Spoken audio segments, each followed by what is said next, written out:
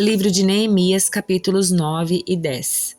No dia 31 de outubro, o povo de Israel se reuniu novamente. Dessa vez, jejuaram, vestiram pano de saco e jogaram terra sobre a cabeça. Os que eram de descendência israelita se separaram de todos os estrangeiros, levantaram-se e confessaram seus pecados e as maldades dos seus antepassados. Durante 3 horas permaneceram em pé no mesmo lugar, enquanto o livro da lei do Senhor, seu Deus, era lido para eles em voz alta. Depois confessaram seus pecados e adoraram o Senhor, seu Deus, durante mais 3 horas. Os levitas Jesua, Bani, Cadmiel, Sebanias, Buni, Serebias, Bani e Kenani estavam em pé em sua plataforma e clamavam em alta voz ao Senhor seu Deus.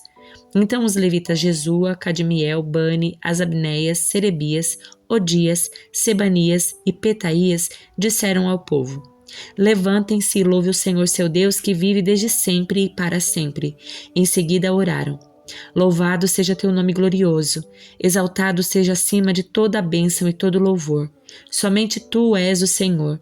Fizeste os céus e os céus além dos céus, e todas as estrelas. Fizeste a terra, os mares e tudo o que neles há. Preserva todos os seres com vida, e o exército dos céus te presta adoração. Tu, ó Senhor Deus, que escolheste Abraão, e o trouxeste de Ur dos caldeus, e lhe deste o nome de Abraão. Viste a fidelidade do seu coração e fizeste com ele uma aliança para dar a ele a sua descendência, a terra dos cananeus, dos hititas, dos amorreus, dos ferezeus, dos jebuseus e dos girgazeus. E cumpriste tua promessa, pois é sempre fiel a tua palavra. Viste a aflição de nossos antepassados no Egito e ouviste os clamores deles junto ao Mar Vermelho. Fizeste sinais e maravilhas contra o faraó, seus oficiais e todo o seu povo, pois sabias que tratavam arrogantemente nossos antepassados. Tens uma fama tremenda que não foi esquecida. Dividiste o mar para que teu povo atravessasse em terra seca e depois lançasse seus inimigos nas profundezas do mar, e eles afundaram como pedras nas águas impetuosas.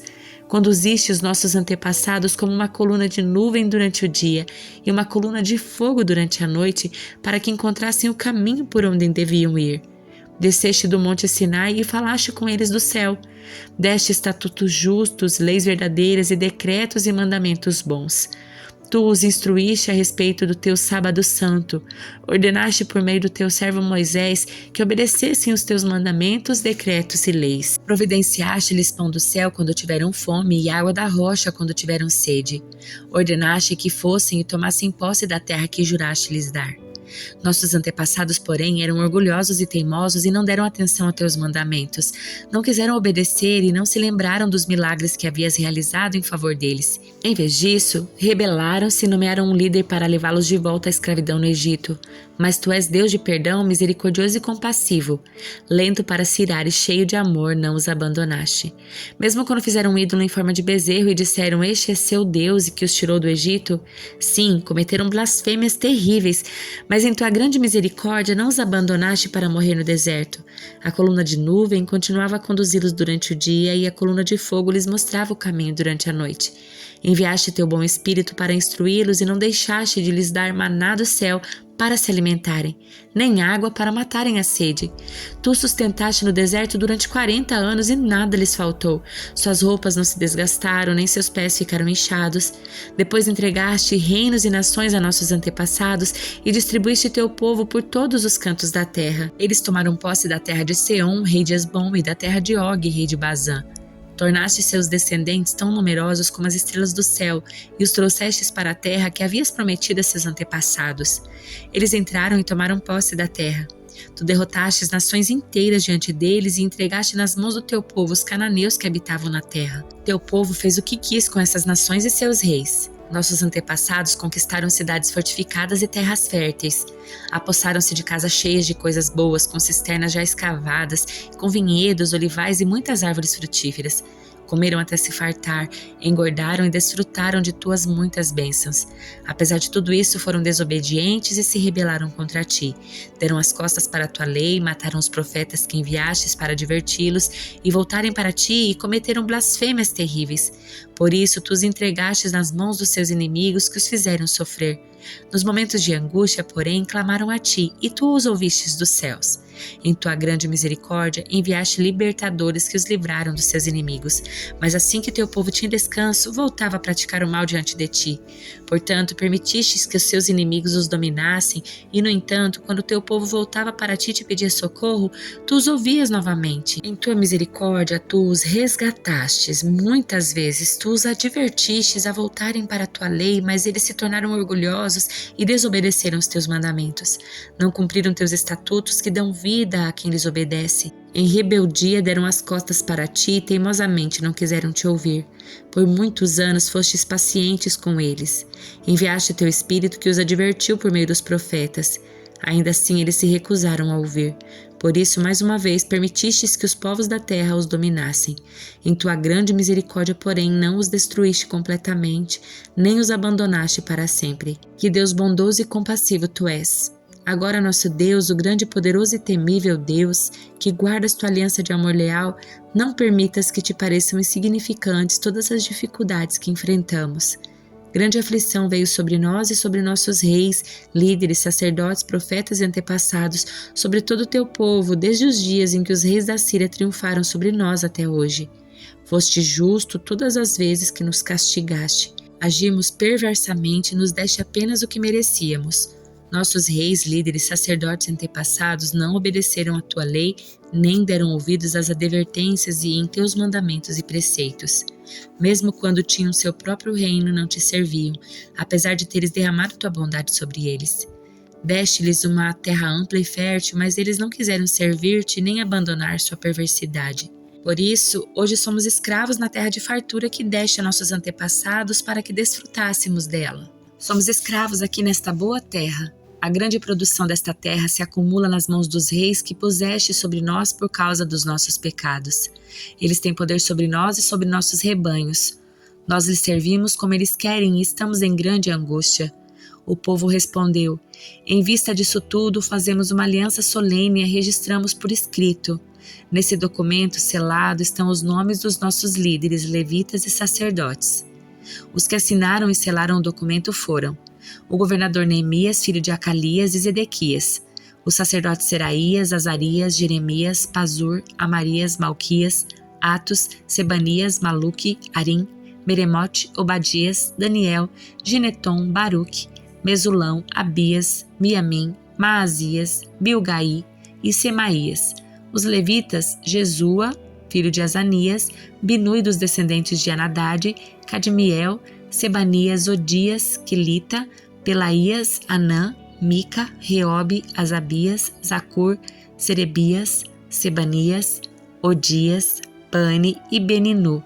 Os líderes do povo, Parós, Paate, Moabe, Elão, Zato, Bani, Buni, Asgade, Bebai, Adonias, Bigvai, Adim, Ater, Ezequias, Azur, Odias, Azum, Bezai, Arife, Anatote, Nebai, Magpias, Mesulão, Ezir, Mesesabel, Zadok, Jaduas, Pelatias, Anã, Anaías, Oséias, Ananias, Assub, Aloes, Pílea, Sobeque, Reum, Azabna, Maacéias, Aías, Anã, Maluque, Arim e Bana.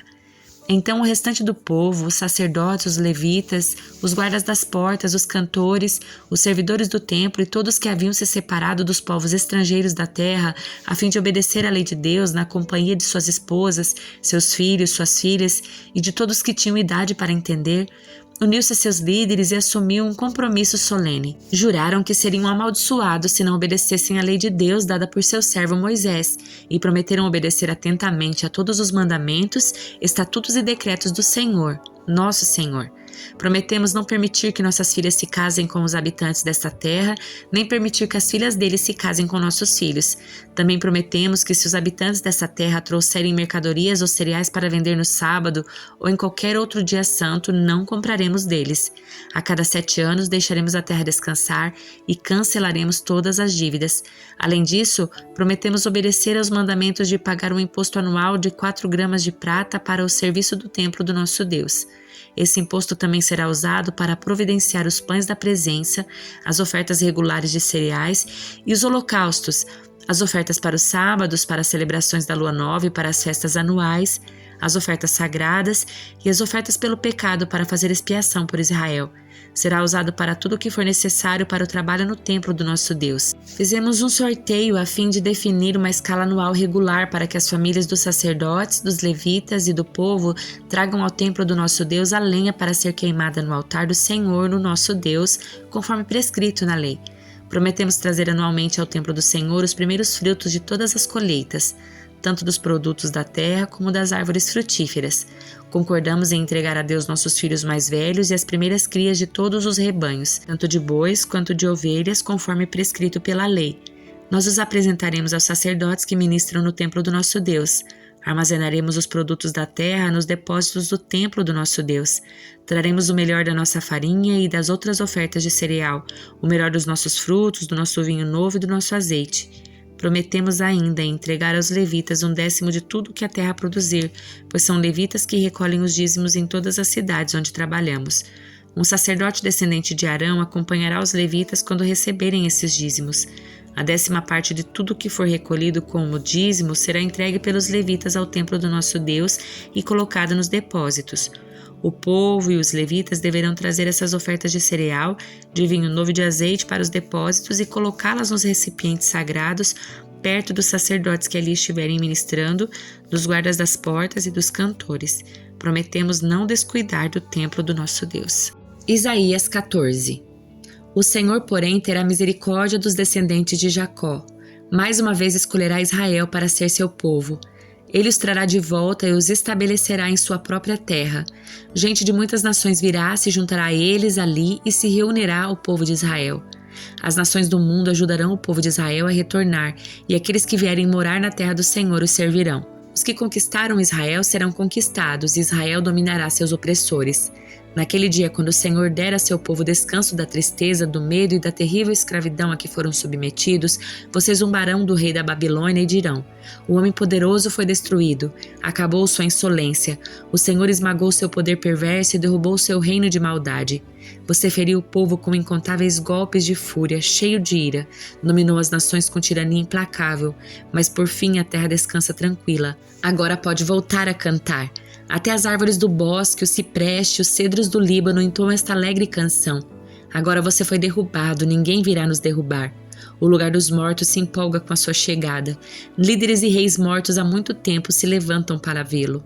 A uma só voz eles clamam: agora você é tão fraco quanto nós. Seu orgulho foi enterrado com você, o som da harpa que era seu palácio cessou. Agora larvas são seu lençol e vermes sua coberta. Como você caiu dos céus, ó estrela brilhante, filho da alvorada. Foi lançado à terra, você que destruiu as nações, pois dizia consigo: subirei aos céus e colocarei meu trono acima das estrelas de Deus. Dominarei no monte dos deuses, nos lugares distantes do norte. Subirei ao mais alto céu e serei como Altíssimo. Em vez disso, será lançado ao lugar dos mortos, ao mais profundo abismo. Todos olharão para você e perguntarão: é esse o homem que fazia a terra tremer e abalava os reinos do mundo? É esse o rei que destruiu a terra e a transformou num deserto? É ele que arrasava as grandes cidades e não tinha misericórdia dos seus prisioneiros? Os reis das nações foram sepultados em glória majestosa, cada um em seu túmulo, mas você será lançado fora da sua sepultura como um galho inútil. Como um cadáver pisoteado, será jogado numa vala comum. Com os que foram mortos na batalha, descerá ao abismo, e não terá um sepultamento digno, pois destruiu sua nação e massacrou seu povo. Os descendentes de alguém tão perverso nunca mais receberão honras. Matem os filhos deste homem, que morram por causa dos pecados do pai, para que não se levantem a fim de conquistar a terra e encher o mundo com suas cidades. Assim diz o Senhor dos Exércitos: eu mesmo me levantei contra a Babilônia. Destruirei seus filhos e os filhos dos seus filhos, diz o Senhor. Transformarei a Babilônia em um lugar para corujas, cheios de pântanos e brejos. Varrerei a terra com a vassoura da destruição. Eu, o Senhor dos Exércitos, falei. O Senhor dos Exércitos jurou: tudo acontecerá como planejei, será conforme decidi. Derrubarei os assírios quando estiverem em Israel e os pisotearei em seus montes. Meu povo não será mais seu escravo, nem se curvará sob o peso das suas cargas. Tenho um plano para toda a terra. Minha mão está sobre todas as nações. O Senhor dos Exércitos falou: quem pode mudar seus planos? Quando levanta sua mão, quem pode detê-la? Recebi esta mensagem no ano em que o rei Acaz morreu. Não se alegrem, filisteus, por estar morto o rei que os feriu, pois dessa cobra nascerá outra mais venenosa, uma serpente terrível e abrasadora. Alimentarei os pobres em meus pastos e os necessitados se deitarão em paz. Quanto a vocês, eu os matarei de fome e destruirei os poucos que restarem. Lamentem junto aos portões, chorem alto nas cidades, derretam-se de medo, filisteus. Um exército poderoso vem do norte como fumaça. Cada soldado avança depressa, ansioso para lutar. Que diremos aos mensageiros filisteus? Digam-lhes, o Senhor reconstruiu Sião. Dentro dos seus muros, seu povo oprimido encontrará refúgio. Hebreus 9. A primeira aliança tinha regras para adoração, bem como um santuário terreno. Esse tabernáculo era dividido em duas partes. Na primeira ficava o candelabro e a mesa com os pães da presença. Essa parte era chamada Lugar Santo. Depois havia uma cortina e atrás dela a segunda parte, chamada Lugar Santíssimo. Nessa parte ficava o altar de ouro para o incenso e a arca da aliança inteiramente coberta de ouro. Dentro da arca havia um vaso de ouro contendo maná, a vara de Arão que floresceu e as tábuas de pedra da aliança. Sobre a arca ficaram os querubins da glória divina, cuja sombra se estendia por cima do lugar de expiação. Mas agora não é o momento de explicar essas coisas em detalhes. Quando tudo estava preparado, os sacerdotes entravam regularmente no lugar santo para cumprir seus deveres sagrados, mas apenas o sumo sacerdote e só uma vez por ano entrava no lugar santíssimo. Ele sempre apresentava o sangue do sacrifício pelos próprios pecados e pelos pecados que o povo havia cometido por ignorância. Com essas regras, o Espírito Santo mostra que o caminho para o lugar santíssimo não havia sido aberto enquanto o primeiro tabernáculo continuava em uso. Essa é uma ilustração que aponta para o tempo presente, pois as ofertas e os sacrifícios que os sacerdotes apresentam não podem criar no adorador uma consciência totalmente limpa. Tratava-se apenas de alimentos e bebidas e várias cerimônias de purificação. Eram regras externas, válidas apenas até que se estabelecesse um sistema melhor. Cristo se tornou o sumo sacerdote de todos os benefícios agora presentes. Ele entrou naquele tabernáculo maior e mais perfeito no céu, que não foi feito por mãos humanas nem faz parte deste mundo criado. Com seu próprio sangue, e não com o sangue de bodes e bezerros, entrou no lugar santíssimo de uma vez por todas e garantiu redenção eterna. Se, portanto, o sangue de bodes e bezerros e as cinzas de uma novilha purificavam o corpo de quem estava cerimonialmente impuro, imaginem como o sangue de Cristo purificará nossa consciência das obras mortas, para que adoremos o Deus vivo. Pois pelo poder do Espírito eterno, Cristo ofereceu a si mesmo a Deus como sacrifício perfeito. Por isso, ele é o mediador da nova aliança para que todos que são chamados recebam a herança eterna que foi prometida. Porque Cristo morreu para libertá-los do castigo dos pecados que haviam cometido sob a primeira aliança. Quando alguém deixa um testamento, é necessário comprovar a morte daquele que o fez. O testamento só se torna válido após a morte da pessoa.